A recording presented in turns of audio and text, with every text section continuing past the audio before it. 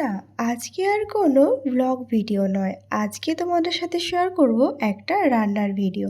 Hello everyone, আমি পূজা তোমাদের সাথে শেয়ার করতে চলে এলাম আবারও একটা নতুন ভিডিও নিয়ে। আশা করি সব সরঞ্জাম দেখে বুঝেই গেছো আজকে আমি কি বানাবো। হ্যাঁ, আজকে আমি বানাবো একটা কেক। আর এটা কার জন্য বানাচ্ছি বলো তো? এটা বানাচ্ছিলাম আমার ননদিনীকে বার্থডে সারপ্রাইজ দেবো বলে। যাই হোক, এই রেসিপিটা তোমরা আগে অনেকবার দেখেছো, তবুও কিন্তু আরও একবার শেয়ার করে দিলাম। আর এইদিকে দেখো আমার অবস্থা কি বেহাল, যেহেতু পড়েছিল আজকে প্রচণ্ড গরম, তাই সবাই আমার মুখটা কিন্তু স্কিপ করে যেও। তো প্রথমেই ময়দাটাকে চেড়ে নিয়ে তার মধ্যে কিন্তু 1 চামচ বেকিং পাউডার আর অল্প একটু বেকিং সোডা দিয়ে দিয়েছিলাম। দিয়ে কিন্তু এটা ভালো করে মিক্স করে নিয়েছি। আর আমি কিন্তু সবটা চালনিতে চেলে নিয়েছিলাম যাতে কোনো দানা ভাব না থাকে, তোমরা দেখতেই পাচ্ছ। আর ওখানে উপকরণে নিয়েছিলাম হচ্ছে বাটার, ডিম, দুধ আর কিছুটা ড্রাই ফ্রুটস, অল্প একটু নুন আর হচ্ছে একটু ভ্যানিলা। আর দেখো ওইখানে কিন্তু প্রথমে আমি 2টো ডিম আর 1 কাপ চিনিকে ভালো করে ব্লেন্ড করে নেব।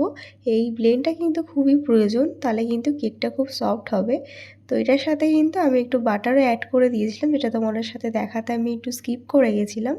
তো সেই মিশ্রণটি কিন্তু আমি এখন এই চেলে রাখা ময়দার মধ্যে দিয়ে দিচ্ছি। দেওয়ার পরে কিন্তু এটাকে ভালো করে মিক্স করে নেব।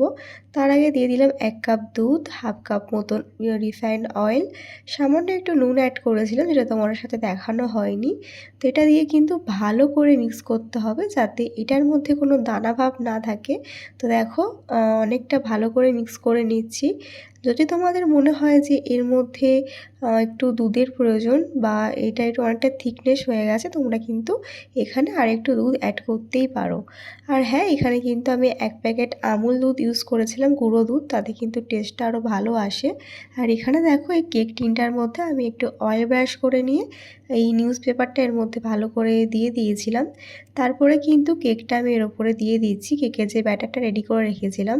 আর কিছুটা ড্রাই ফ্রুটস আমি এর মধ্যে দিয়েছি, আর কিছুটা কিন্তু ব্রেক করার পরে 10 মিনিট ব্রেক করার পরে কিন্তু ওপর দিয়ে সাজিয়ে দিয়েছিলাম। তো এটা ছিল আমার কেকের ফাইনাল লুক।